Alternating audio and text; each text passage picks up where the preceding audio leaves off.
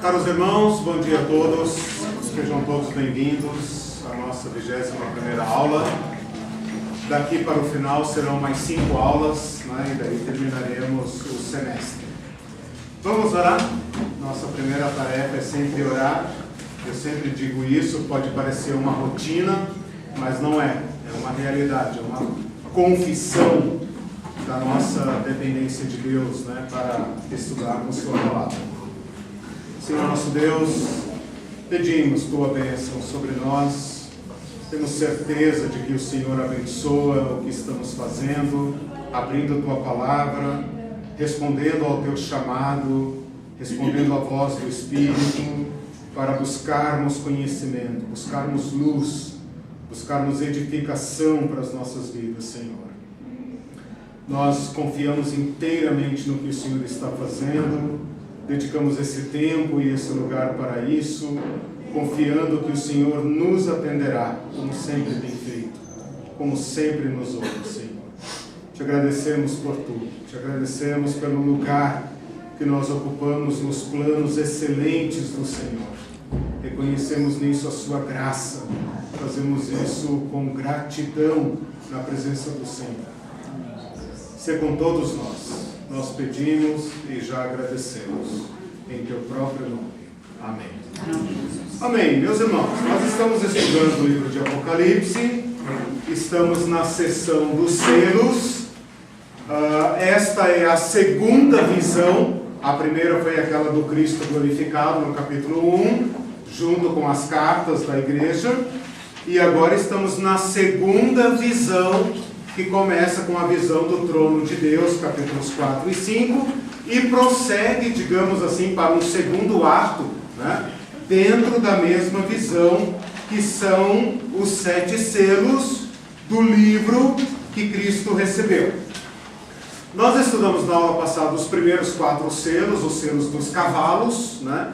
Já soltamos os 4 cavalos, e agora vamos então para os 3 últimos selos, que na verdade são 2, o 5º e o 6º. Por que não 3?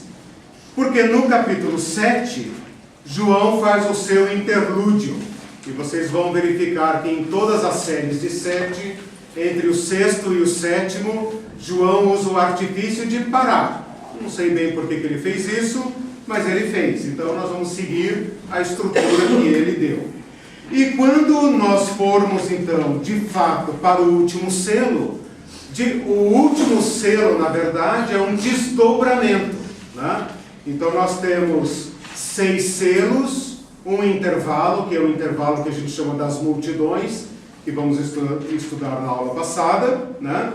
E depois, quando vai para o 7º selo, o 7º selo nos surpreende, porque ele não tem nada. Aliás, não tem nada não, ele tem meia hora de silêncio. Eu não sei quanto é meia hora de silêncio no céu, né? Se é a mesma meia hora nossa de 30 minutos, não sei. O fato é que ele não tem um conteúdo em si, a não ser as 7 trombetas. Então nós entraríamos de fato numa segunda sessão de 7. Isso é o que nos aguarda nas próximas aulas. Nossa tarefa então é completar agora os selos, né? Então nós vimos o primeiro selo, que era o cavalo branco. Discutimos a natureza do cavalo branco, que é o mais complicado. Depois vem o cavalo vermelho, que é o cavalo da violência. Depois vem o cavalo preto, que é o cavalo da fome. E depois vem o cavalo amarelo ou esverdeado, como poderíamos dizer, que é o cavalo de todos os outros juntos, é o cavalo da morte. E a conclusão a que nós chegamos é a seguinte, que nós podemos traduzir essas visões em realidades aqui no mundo, porque eles dizem respeito a eventos no mundo. Aqui não tem cavalo, não tem nada, não tem livro, não tem selo, não tem nada. Isso é visão, né? Isso está lá em cima no céu. Mas daqui de baixo, da onde nós vemos as coisas, daqui do chão da história, como eu falei, o que nós temos? Nós temos opressão, nós temos violência, nós temos fome e mortandade. Então esses bichos estão soltos durante toda a história da humanidade. Não há um momento em que eles não estão pisoteando a humanidade. Tá? Então, a mensagem dos primeiros selos são essas. Eu não tenho a preocupação de identificá-los, também não tenho a preocupação de colocá-los no tempo, porque eu entendo que esses fenômenos são fenômenos igualmente rotineiros na humanidade. Um pouco mais, um pouco menos, mas o que essas visões, esses selos querem dizer para nós é o seguinte, em suma: estão no controle de Deus. Eles são o que são. Eles estão aqui para mostrar para nós o que é o governo humano. O que é o governo humano? Senão guerras, violência, fome, opressão e morte. Pode investigar os governos humanos, como a gente estava dizendo agora há pouco, né? Desde que o mundo é mundo, né? Onde foi que os governos humanos não oprimiram, violentaram, mataram de fome, mataram por guerra? O que muda é a tecnologia aplicada, né? Se vai ser flecha ou cavalo, ou se vai ser drone, né? Os drones, né? Que matam. Então, o que muda é isso. Né? Né? Quando o ímpio governa, o povo perece. O ímpio sempre está governando. Exatamente. É isso que eu ia te perguntar. Quando os ímpios não governaram, né? Parece que o poder atrai os ímpios. Né? Ou um servo de Deus, quando está distante da presença, que escraviza o povo também, né? Como exato. a gente vê a história. Sim, de... a nossa história é essa. Isso, né? É como se o governo fosse um mal necessário, mas ele faz o bem e ao mesmo tempo faz o mal, né? Muitos males da nossa vida são causados artificialmente, né? Eles não têm lógica em si, né? Todo ser humano anseia por por um paraíso, mas os governos humanos não o trazem para nós, né? Por isso eles são retratados, especialmente na escatologia, como monstros, né? Os governos humanos como monstros. Tem uma das teorias de Estado, né? John Locke, que escreveu, John Locke, se eu estiver errado, mas acho que escreveu o Leviatã, não sei se eu estou errando o nome. O Leviatã, quer dizer, ele trata o Estado como um monstro e para descrevê-lo ele invoca um monstro da Bíblia, né? O Leviatã, que é um monstro, digamos, desconhecido, ninguém sabe exatamente o que é, né? Mas ele também usa essa figura, digamos, da escatologia para descrever os estados, né? Os países, os governos, como se eles fossem males necessários, né? Nós não podemos viver sem governo, então nós instituímos esse monstro, porque é melhor um monstro sob a lei do que um monstro desgovernado, né? Então, basicamente, os selos estão dizendo isso. Para a igreja, o que isso significa? Significa que, haja o que houver, está sob o governo de Cristo, né? Estão sob o controle de Cristo, estão sob o tempo de Cristo. Isso é, digamos, a melhor notícia, né? O Evangelion, né? A melhor notícia que nós poderíamos ter. Porque fora isso, se nós não acreditarmos num Deus que está sentado no trono, aí de nós, né? Estamos à mercê dos monstros da história, né? Eles decidirão a nossa vida. Eles decidirão se nós teremos paz ou guerra, se nós teremos abundância ou escassez, né? Eles determinarão, né, o que será da nossa vida, e nós, como indivíduos, né, com a nossa pequena força, estamos à mercê, não podemos fazer nada, né? Se o governo decidir, por exemplo, que haverá uma intervenção, um poder policial, militar e etc., nós, como cidadãos, somos como, né, um pequeno ratinho na mão do leão, nós não poderíamos fazer absolutamente nada, né? Então, assim que é a história da humanidade. Bom, vamos então para o quinto e o sexto selo. O quinto selo é uma visão completamente diferente das anteriores, tá? Porque ele vê debaixo do altar, presta bem atenção na linguagem, né? Ele vê debaixo do altar as almas daqueles que tinham sido mortos por causa da palavra de Deus e por causa do testemunho que sustentavam. E estas almas clamavam com grande voz, dizendo: até quando, ó soberano Senhor, santo e verdadeiro, não julgas, não vingas o nosso sangue dos que habitam sobre a terra? Então a cada um deles foi dada uma vestidura branca, e lhes disseram que repousassem ainda por pouco tempo, até que se completasse o número dos seus conservos e seus irmãos, que iam ser mortos como igualmente eles foram. Que consolo, não é? Calma aí, né? A medida dos mortos ainda não se completou, né? E ainda falta um pouco de tempo. Primeira coisa que nós temos que pensar aqui é as almas debaixo do altar.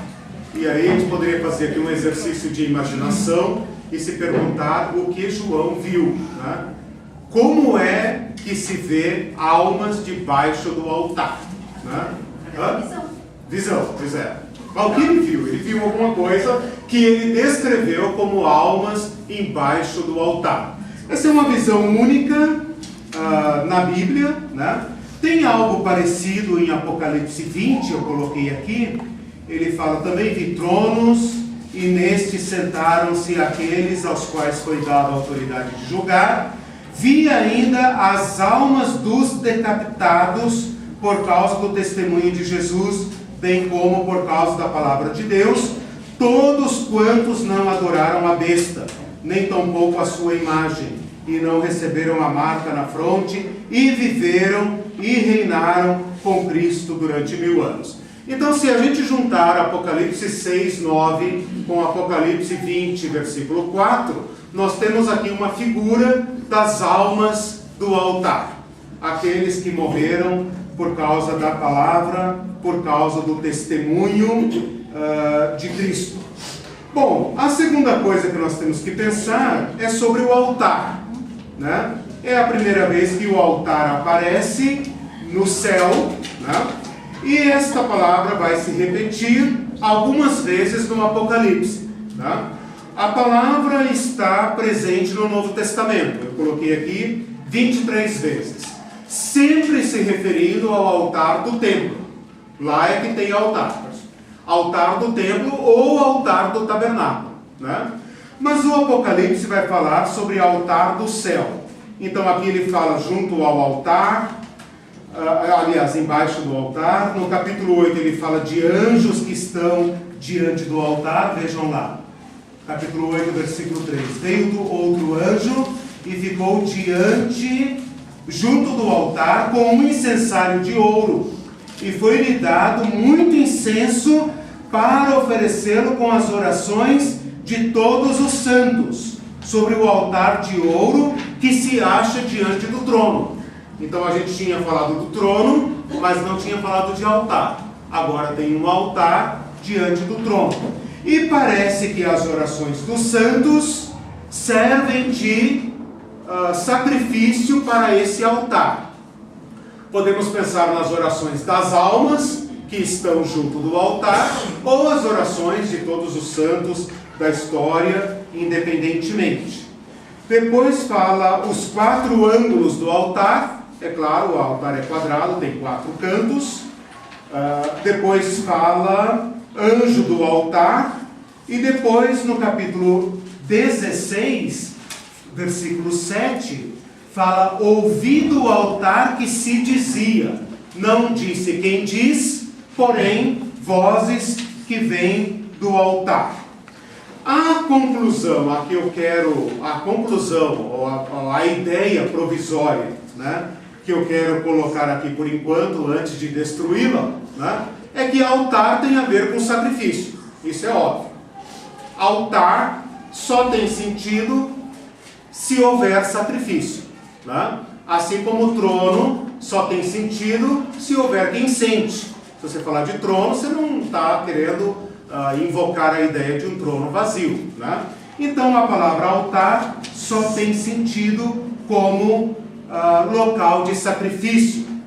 Essa posição sob o altar é o lugar do sangue do sacrifício. Então, ao invés de pensar embaixo, né, porque não tem nada embaixo do altar. O altar era um monobloco, né? E que tinha ao seu redor, digamos, os canais, né? Para escoar o sangue. Então aqui nós poderíamos pensar que as almas sob o altar faz o papel, dentro da figura do tabernáculo, do templo, do sangue que escorre do sacrifício. Então olha a ideia que está sendo colocada aqui. Aqueles que morrem por Jesus Cristo, ou que morrem em Jesus Cristo, quer martirizados, quer não, são recebidos na presença de Deus como um sacrifício. E suas almas escorrem para o altar, assim como o sangue das vítimas escorriam. A pergunta que estas almas fazem é uma pergunta meio que desesperada e até meio que atrevida, mas elas estão aqui para fazer uma sinalização para nós, para dizer para nós que elas aguardam a justiça. Então elas perguntam: até quando, Senhor? E eu coloquei aqui algumas referências para indicar que esta fala é uma fala dos profetas, né? Abacuque também perguntou: até quando, Senhor? Jó perguntou, o salmista perguntou, e Zacarias, que nós falamos na primeira aula aqui dos cavalos, né? Dos selos, também mostra os judeus perguntando: até quando, Senhor? Essa não é uma fala de desconfiança em relação a Deus, é uma fala que clama pela justiça de Deus. Ou seja, nós sofremos o que sofremos, mas nós aguardamos a perfeita justiça. Deixa eu só terminar a descrição do selo, que eu já abro para perguntas. Na sequência, são-lhe dadas, não diz quem dá, mas é óbvio, esse é chamado passivo divino nas Escrituras, né? São-lhe dadas vestes e é-lhe dito, né? Não fala quem deu as vestes, nem quem diz, né? Não precisamos quebrar a cabeça com essa pergunta, porque é óbvio que são os seres do céu, né? Ou Deus mesmo, ou seus assistentes ali ao redor do trono. Lembrem da visão do capítulo 4, do trono rodeado da corte celestial. O que são dadas, o que é dado a ele? Vestes brancas. E então eu coloquei aqui diversas referências para mostrar no Apocalipse o que significam vestes brancas. Vestes brancas não são vestes nem são brancas, tá? Porém significa a justiça de Deus, né? Eles estão revestidos da justiça de Deus. Eles já estão no cenário da vitória. A vitória ainda não está consumada, porque eles estão diante de Deus como sacrifícios que aguardam a justiça. Porém, já lhes são dadas. Não a vitória final, porque devem ainda aguardar. Porém, no lugar em que se encontram, na posição em que se encontram, já lhes pertence a vitória e o andar de branco. Então tem aqui: andarão de branco comigo, receberão vestiduras brancas. Na igreja de Laodiceia está dizendo: compre roupas brancas.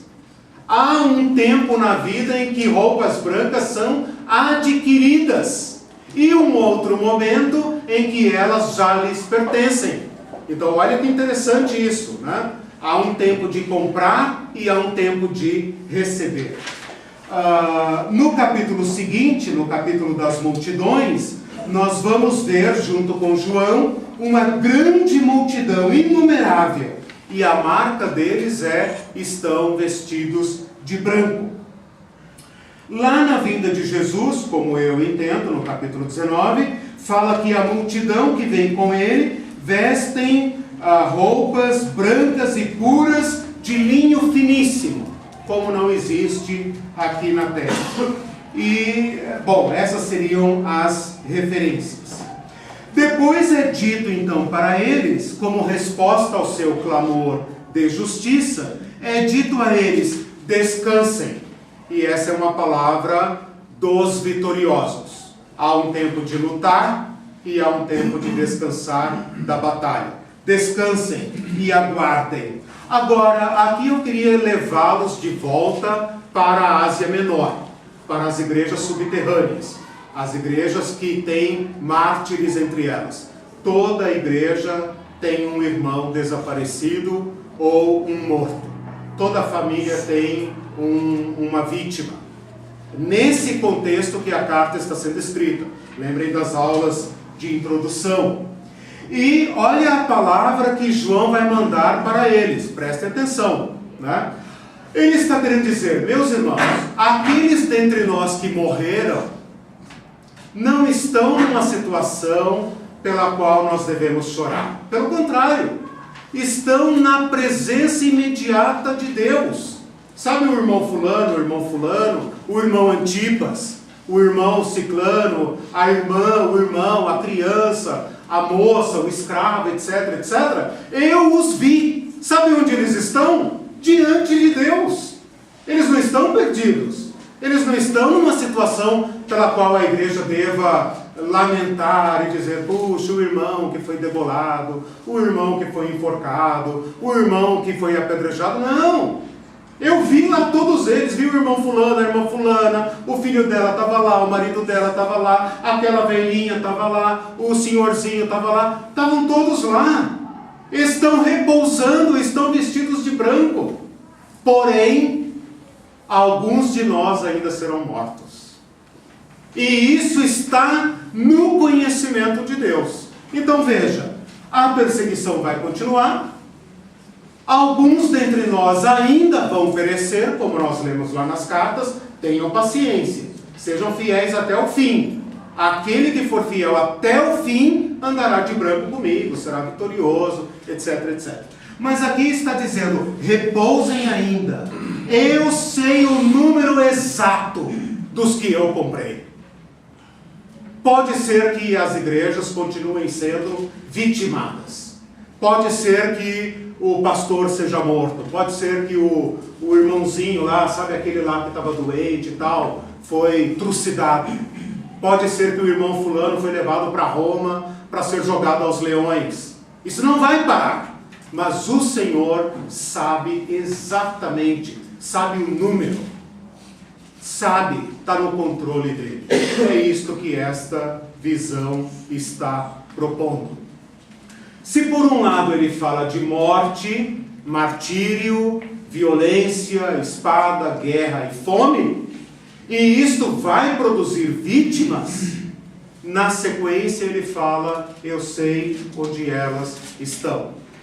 O campo de batalha, o sangue derramado aqui, no pó, pisado, desprezado, vilipendiado pelas autoridades, está diante de Deus como um sacrifício. Essa seria a visão quinta. Vamos às perguntas, comentários, reclamações. Silvia aqui primeiro. Bom, acho que você mencionou a questão das almas ali, né? Sim. Você tinha bem no início, como será que João viu almas, né? Eu estava vendo aqui no outro texto, João foi o que viveu mais dos discípulos, né? E eu penso que na trajetória dele, ele viu muitas pessoas que não são mencionadas, não é importante, e que nessa visão ele possa ter visto exatamente pessoas ali, rostos, que ele podia identificar, que eram pessoas que ele viu sendo martirizadas, degoladas, mortas, né?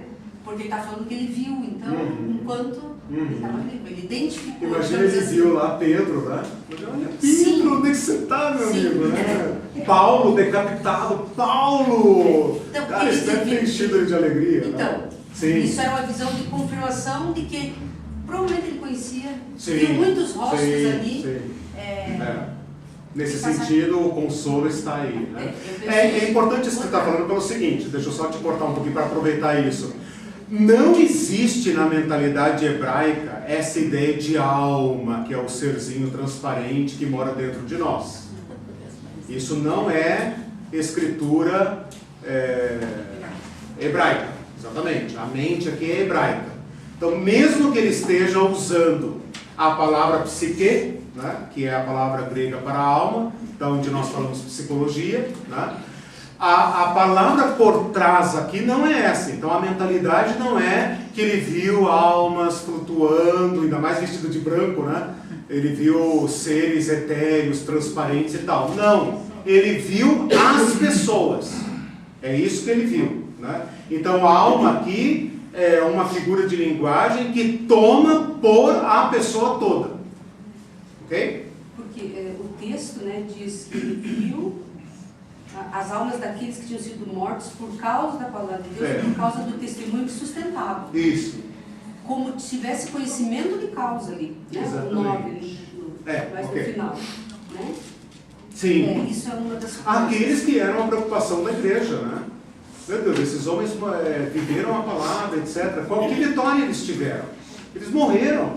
Né? E eu acho que dentro da própria visão, para o João, de que aquilo era real, era uma visão, Sim. mas dentro dessa visão, a realidade Sim. do que aconteceu com aqueles que...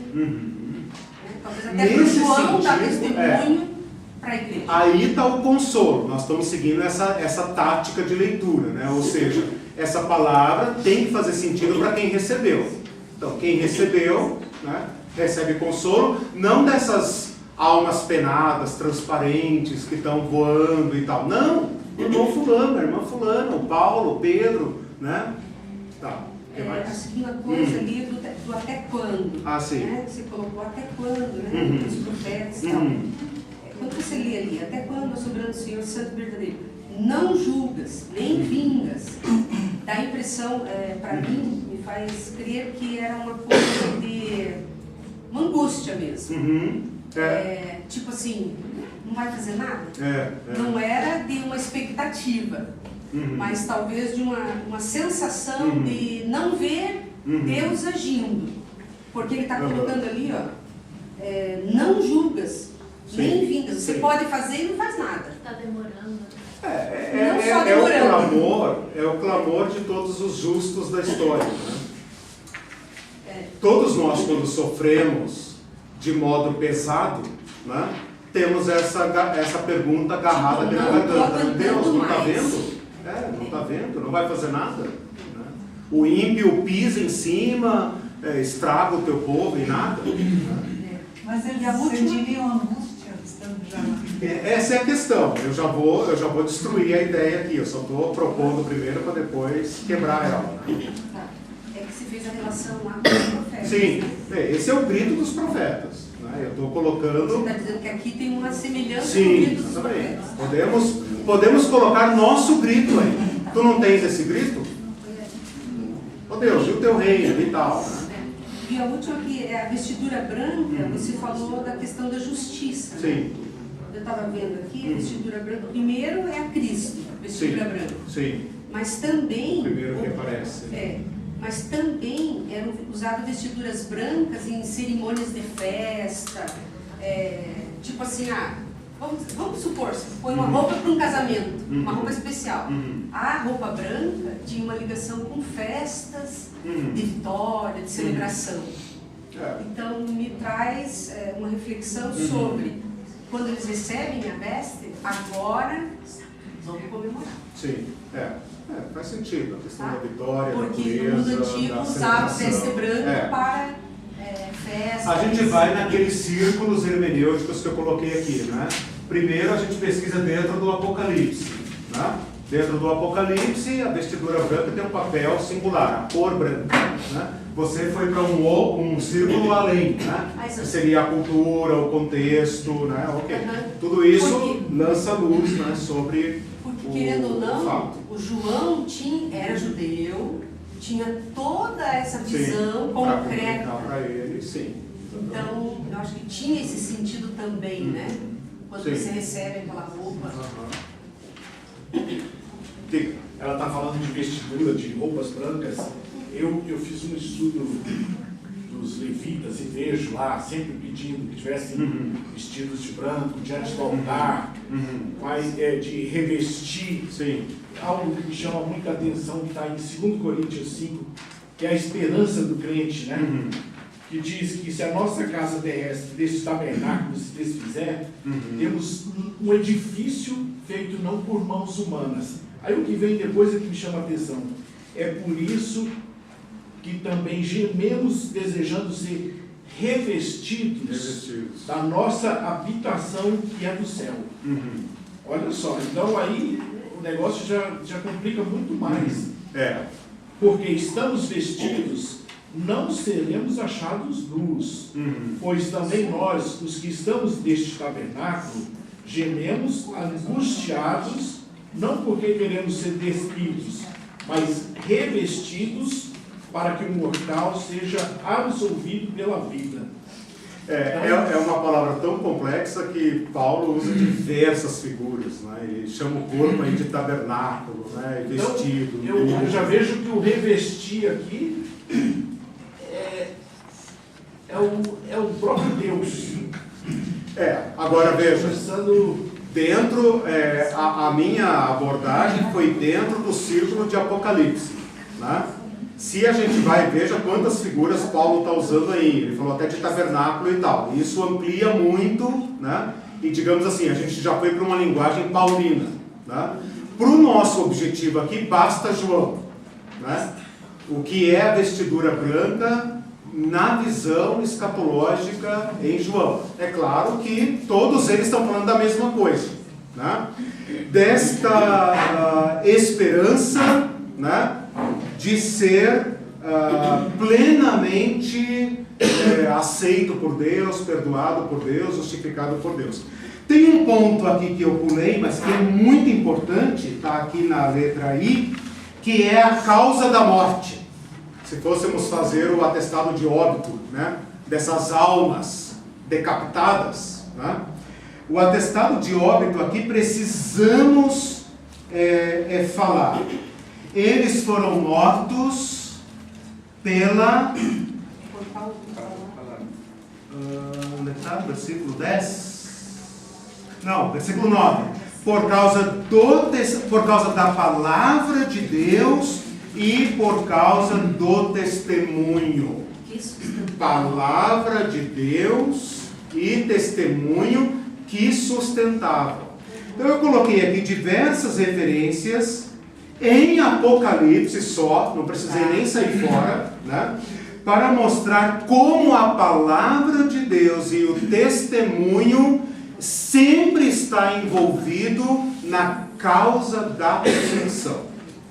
Detém a palavra de Deus e dão testemunho dela, né? Eu vou ler apenas um versículo, que é o 12, capítulo 12, versículo 9, quando fala daquela grande visão no céu, da prostituta, né? Da prostituta não, do dragão, apaga. A mulher no céu, o dragão, etc., né? A grande luta no céu, que fala assim: foi expulso o grande dragão, a antiga serpente, que se chama Diabo e Satanás, o sedutor de todo o mundo, e foi tirado, 11. Foi tirado, então ouvi grande voz no céu, a luta e tal, né? Vou ler o 10 e o 11. Agora, pois, veio a salvação, o poder, o reino do nosso Deus e a autoridade do seu Cristo, pois foi expulso o acusador dos nossos irmãos, o mesmo que os acusa de dia e de noite diante do nosso Deus. Eles, pois, o venceram. Eles quem? Nossos irmãos. Eles, pois, o venceram por causa do sangue do Cordeiro, por causa da palavra do testemunho que deram. E mesmo em face da morte, não amaram a própria vida. Por isso festejais, ó céu. Então, você vai encontrar no Apocalipse palavra e testemunho, palavra do testemunho. Então, pesquisem isso. Eu não vou ter tempo de entrar aqui agora, né? Nós estamos num tempo aqui em que não tem Bíblia. Tem Antigo Testamento, mas eles mal têm cópia, porque isso estava nas sinagogas, né? os irmãos podiam ter ali pedaços da Septuaginta, pedaços de livros, né? E fora isso, memória, né? Os irmãos que memorizavam as Escrituras, que estavam sendo mortos, porque eram os mais perigosos, né? Esses que sustentam a palavra, estavam sendo mortos, né? Normalmente numa cultura de tradição oral, quando se quer matar e enfraquecer aquele grupo, se ataca os que têm a palavra, né? Porque eles são a memória, os outros não têm na memória, são mais novos, né? Então, a palavra de Deus e o testemunho que eles davam. A palavra de Deus aplicada, né? A palavra de Deus aplicada à vida. Não, o que diz lá no capítulo 12? Não os serviram. Mesmo em face da própria morte, mesmo em face da morte, não amaram a própria vida. Então, eles não têm a palavra de Cristo escrita. Talvez tivessem lá partes, né? Mas eles não têm cópias disponíveis e tal. Eles têm aqueles que lhes trazem a palavra e o testemunho, e não arredam o pé da palavra e do testemunho, né? E isso então serviu para eles de causa-mortes. Por isso morreram. Satanás diante de Deus, ele estaria ali? Vamos esperar o capítulo 12. Isso é muito complicado. É uma visão, é outra visão. Nossa. Você pediu para pesquisar testemunho e... Testemunho e palavra. Ou palavra do testemunho, às vezes elas aparecem juntas. Olha o versículo 17:6, fala sangue das testemunhas, né? Então, essa palavra, palavra e testemunho, vamos ver o que eu coloquei aqui. Palavra do testemunho foi essa que eu li. A palavra testemunho vai aparecer em diversos lugares. Antipas, que é a única vítima nominada no Apocalipse, é chamado minha fiel testemunha. Fiel testemunha, né? Não é, irmãos, o que eu quero chamar a atenção aqui é o seguinte: não é um título normal dos cristãos.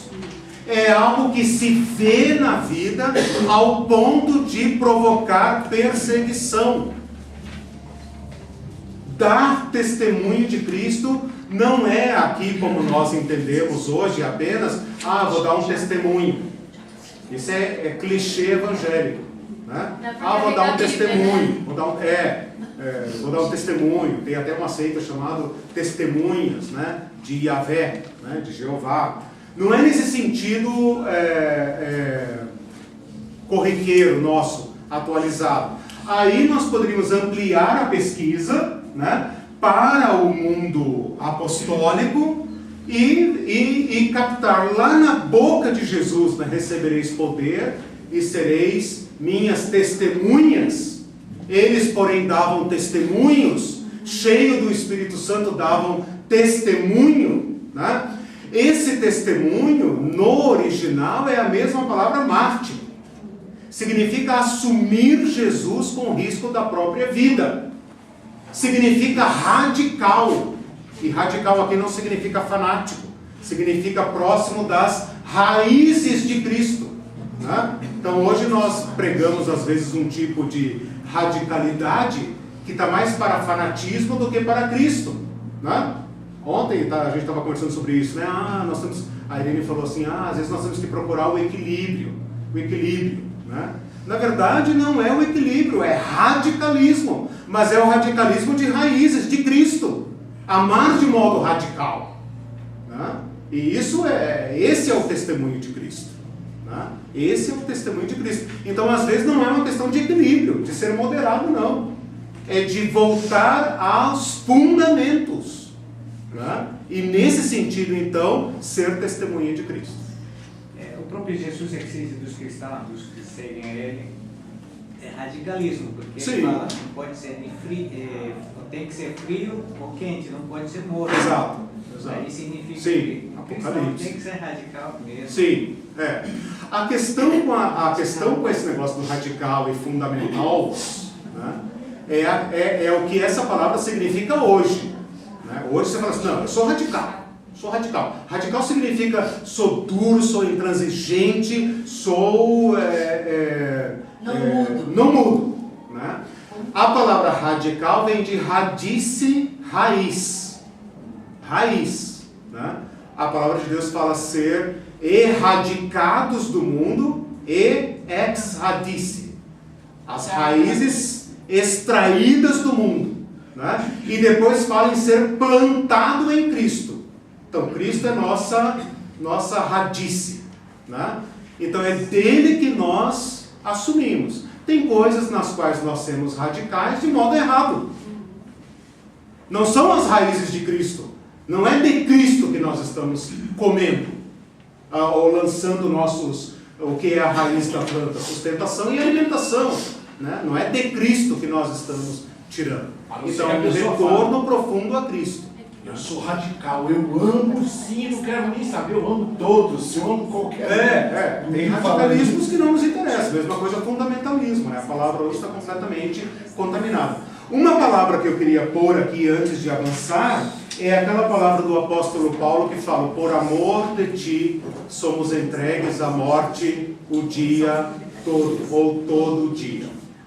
Que significa que o cristão, no ponto em que é colocado aqui, é alguém que, em última instância, já é um mártir no coração. Já é um mártir. Pode Esse ser é o a ponto. morte da emoção, por exemplo. Quando o cristão dá testemunho, ele é ridicularizado.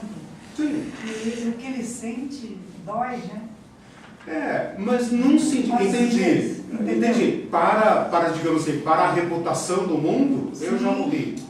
Né? Estou crucificado para o mundo para mim e tal. Mas eu quero chamar a atenção para uma disposição do coração. Essa palavra que ele falou que não amaram a própria vida, é Cristo, não é? É Cristo. Tomar sua cruz é estar disposto. Né? Então, segundo o apóstolo Paulo, nós não sabemos que morte teremos. Né? Nós não sabemos que morte teremos. Ou, para usar uma palavra da Bíblia, com que tipo de morte iremos glorificar a Deus. Né? Como acho que Pedro fala, Paulo fala. Né? Com que tipo de morte, é Jesus falando para Pedro, né? Não sabia com que tipo de morte iria glorificar a Deus. Ou seja, não importa o tipo. No coração, eu já amo a Cristo mais do que a própria vida. Né? Então, um cristão que morrer pacificamente na sua longa vida, nesse sentido, é um mártir. Né? Porque abriu mão da seus próprios desejos para servir a Cristo. Perdeu sua vida para Cristo, para ganhar a Cristo. Essa é a linguagem do Evangelho. Né? Então, o ponto aqui, a meu ver, não é nem tanto a questão do tipo de morte que tiveram, mas a causa da morte que tiveram. Então, todos nós somos chamados ao testemunho e à palavra. Né? E todos nós temos que crescer nisso. O próprio João morreu, segundo a tradição cristã, né, de velhice em uma cama, né? Quer dizer, não foi martirizado, né? O único dos apóstolos, né, que não foi martirizado, né? Segundo a tradição, ele sobreviveu a alguns martírios, né? Também acabou morrendo de morte natural. Né? Interessante. Né? Mas veja. Aí tem que ver se vale a disposição, né? A disposição é essa. Né? Isso nós temos que pedir a Deus. Né? Um amor preferencial por Cristo. Né? Aquele que não negar a si mesmo, que não amar a Cristo acima de isso, daquilo e acima da própria vida. Irmãos, tudo que amamos é a própria vida. Satanás tinha razão quando ele falou: toca na vida dele, para ver se ele não blasfema de ti. Ele tem razão. Né? Como psicólogo mais antigo da humanidade, tem razão. Né? Nós fazemos tudo pela nossa própria vida. Amamos a nós mesmos mais do que qualquer coisa. O toque do Espírito Santo no novo nascimento é converter esse nosso amor, essa egolatria, né, para Cristo. Isso é obra do Espírito, isso é milagre. Né? Isso é milagre. Né? Dispor. Nós somos testados, nós que não somos mártires, e que talvez nesse país, não sei se seremos, né? Mas nós, eu digo no sentido real, no sentido concreto, nós somos testados continuamente, talvez em questões assim como a irmã está dizendo, né? A reputação, oportunidades que você tem que abrir mão, né? Coisas que você tem que perder, que vai perdendo, que são seus pequenos martírios. Mas pelo amor de Deus, faça isso por amor a Cristo e não por estupidezes. E muitas vezes dentro da própria fé. Sim. Por aqueles que são da mesma fé. Sim, a igreja, as igrejas do Apocalipse, né? Diga, irmão. Bem-vindo de volta, estava sentindo sua falta. Diga, irmão. Tomara que completou o número desses mártires, porque nos dias de hoje está difícil ser mártir. Essa palavra. Então, dentro desse nosso... Bom, nós vemos mártires pela televisão constantemente, né? Tem mais hoje do que tinha. Exatamente. Nunca deixou de correr sangue no altar do céu. Nunca deixou de correr. Né? E o modo como morreremos, isso pertence a Deus. Né? Tem irmãos aí, né, que nós vemos, Russell Shedd, por exemplo, né? Vida inteira longa, tem diversos teólogos, né? Vida longa, né? O cara está com 90 anos e ainda está escrevendo um livro assim de 500 páginas, né? Graças a Deus por eles, né? Não estou querendo dizer que quem morreu apedrejado, enforcado, queimado, etc., tem mais, a roupa dele é mais branca no céu, né? Isso é com Deus, não é conosco, né? O que Deus está procurando em nós é o coração. Bom, chegou a hora então de traduzir essa figura. Eu queria propor aqui o seguinte: não tem altar no céu. Não tem. Né? Não tem roupa branca também. E também não tem essa angústia. Quem está no céu não está angustiado dizendo: ó Senhor, vinga a nossa morte e tal. Não, não tem. Essa é uma visão. Ok? Altar não faz sentido sem sacrifício. Não tem sacrifício no céu. Certo? As almas não estão debaixo de lugar nenhum, nuas, clamando de frio, dizendo: Senhor, até quando não julgarás a nossa morte? Olha, toma aqui esse casaquinho, aguarda até a gente comprar a roupa definitiva da festa. Né? Tal, fiquem aí quietinhas, tá bom? Como se fosse um berçário, né? Bota um anjinho lá para tomar conta. Toma conta desse povo, eles estão reclamando, impacientes. Distrai eles aí até que o número se complete. Esta é uma visão. Então vamos decompor agora a visão. Vamos decompor a visão e ver o que é que ela contém. O que ela contém? Todos os que morrem em Cristo estão diante de Deus. Suas obras, sua carreira os acompanha. Está escrito lá no capítulo 20, veja lá, capítulo 20, versículo 4. Acho que ali, quando fala da ressurreição, fala: bem-aventurados aqueles que agora morrem no Senhor. Acho que não é lá, não me lembro agora onde que é. Bem-aventurados aqueles que agora morrem no Senhor, porque suas obras os acompanham. Eles são imediatamente vestidos. Eles não ficam nus no céu. Eles estão imediatamente vestidos. E vestidos da presença de Deus. Agora eu vou ali para o que o Cássio falou, né? Não interessa a cor da roupa. Não interessa a cor da roupa. Aqui, traduzindo a visão. Interessa que eles são imediatamente recebidos como o filho amado. Vinde, benditos do meu Pai. Recebei por herança o que vos está guardado desde a fundação do mundo. São imediatamente vestidos, estão imediatamente no descanso. E sabem que Deus os julgará o mal que lhes foi feito. Porque é para isso que eles perderam suas vidas. É isso que eles aguardaram a vida inteira. Ora, se eles creram em Deus aqui, debaixo do jugo romano, no céu eles vão se sentir desamparados? Claro que não. Então essa visão tem um recado. Qual o recado? O recado não é para eles. O recado não é para aqueles que já estão lá diante de Deus. O recado é para a igreja de Éfeso, Sardes, Pérgamo, Laodiceia, Bacaxiri, Venda Nova, Esmirna, Curitiba, Piraquara, etc, etc. Irmãos, suas obras os acompanham. Sejam sempre firmes, valorosos no trabalho do Senhor. Deus não é injusto para ficar esquecido. Estou citando as Escrituras, né? Coríntios, Tessalonicenses, Hebreus. Deus não é injusto para ficar esquecido do trabalho que vocês fizeram e ainda fazem aos santos. Tudo isso que vocês fazem escorre diante de Deus, como acontecia no templo. Mas agora não. Agora não tem altar diante de Deus. É uma figura.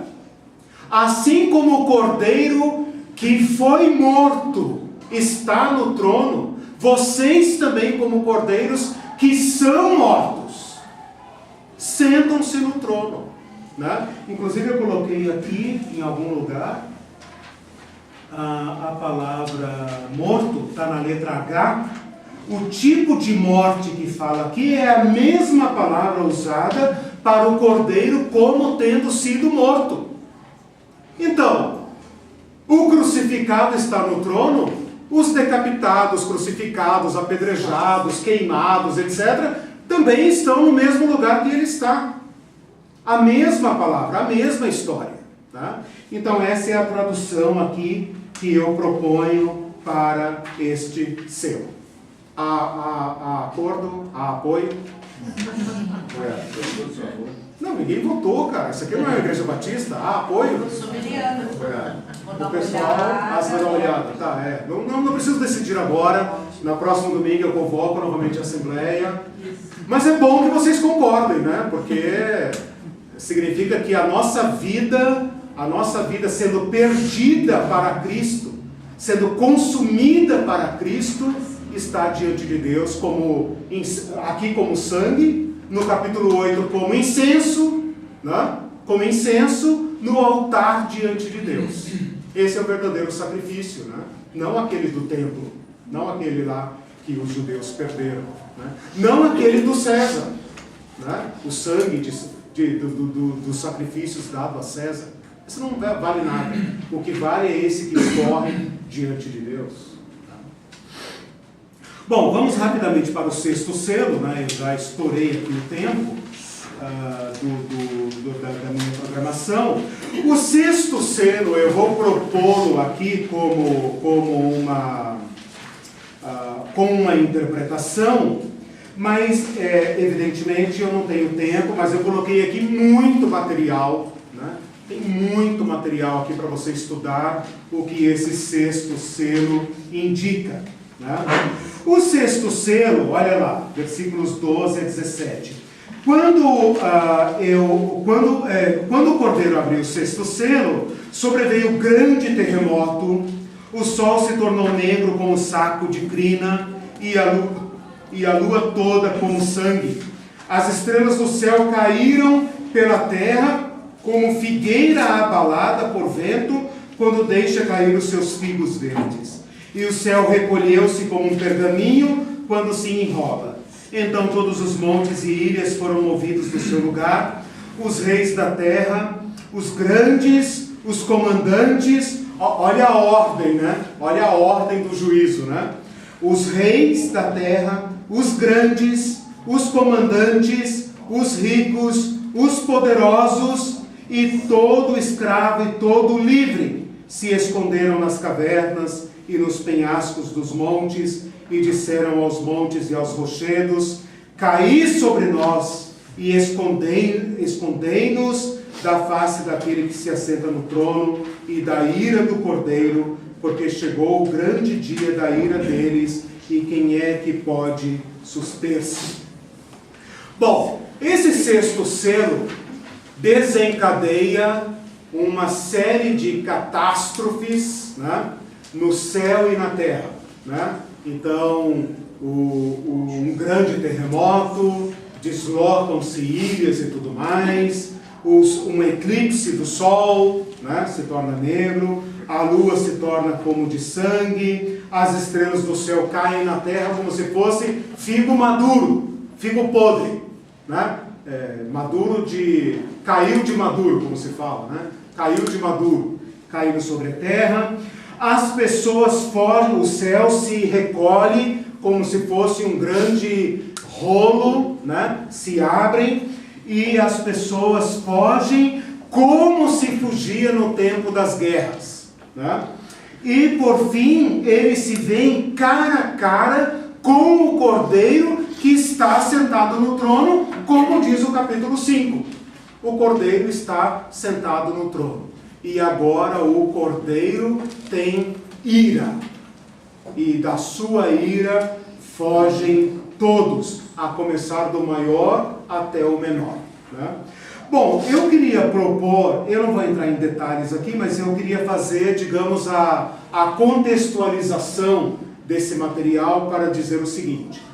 Esse momento, vou chamar de momento, ou dia, ou época, ou era, tanto faz, não vou entrar em detalhes, né? É uma era predita amplamente pelos profetas como sendo dia da ira. Então eu coloquei aqui, por exemplo, Isaías, uivai, pois está perto o dia do Senhor. Dia nublado será o tempo dos gentios. Joel dizendo, que dia! Perturbem-se os moradores da terra, porque o dia do Senhor vem. Multidões, multidões no vale da decisão. Isaías de novo. O dia do Senhor dos exércitos é contra todo soberbo e altivo. Todo que se exalta será abatido. Reis poderosos e comandantes. Montes da terra serão aplainados, né? Todo aquele que se exalta será abatido. É dias de trevas e não de luz. O céu, o sol, a lua, dia de trevas. Dia de indignação, de Sofonias. Dia de angústia e ânsia. Dia de alvoroço e assolação. Aquele dia vem ardendo como fornalha, diz Malaquias. Todos os soberbos, todos os que cometem impiedade serão como palha. E o dia está por vir e os abrasará, de sorte que não lhes deixará nem raiz nem ramo. O Novo Testamento fala dia da ira, dia de Cristo, dia da ira, dia da revelação da justiça de Deus, grande dia da sua ira, grande dia da ira do Deus Todo-Poderoso. Então, desde séculos de antes de Cristo, os profetas já vislumbraram um tempo de acerto de contas, que a história da humanidade caminha para um grande clímax, e esse clímax não é do acaso nem dos poderosos. Esse clímax está sendo planejado pelo Todo-Poderoso, que a maldade humana não ficará assim mesmo, que todo o sangue derramado na história, toda a violência praticada na história, toda a maldade praticada na história não será varrida para debaixo do tapete, nem acabará em pizza. Mas o Todo-Poderoso, na sua paciência, marcou um dia e arrasta a história pacientemente, né? Como uma aranha que tece a sua teia, né? E deixa os insetos fazerem o que quiserem, mas está armando para eles um grande encontro, um grande vale, uma grande decisão. Esse dia vai sendo composto na literatura bíblica como se fosse uma grande obra artesanal, né? Então Amós fala um pedacinho, Joel fala um pedaço, Miqueias, Abacuque talvez, Zacarias, Malaquias, Isaías, Jeremias, cada um deles vai botando um pedacinho, né? E quem olha o pedaço não entende. Quem olha o que Joel falou não entende. Quem olha só o que Amós falou não entende. Então os profetas vão propondo e tal, e isso vai ficando em aberto, né? E no Novo Testamento esse tema é retomado e adiado. Porque lembram-se vocês do dia da ira para Jerusalém, quando Jerusalém foi trucidada pelos romanos. Mas os apóstolos protelam esse dia. Né? A literatura dos apóstolos protela esse dia dizendo, não, Jerusalém, o sangue de Jerusalém é apenas uma amostra grátis. Não é o fim. Né? Tem mais coisas por aí. E então a literatura toda da profecia bíblica e da escatologia vai jogando essa data para frente, para frente, para frente. Até que João então a coloca para o fim da história. Né? E aqui você percebe que está se tratando de um grande encontro. O encontro da humanidade com seu juiz.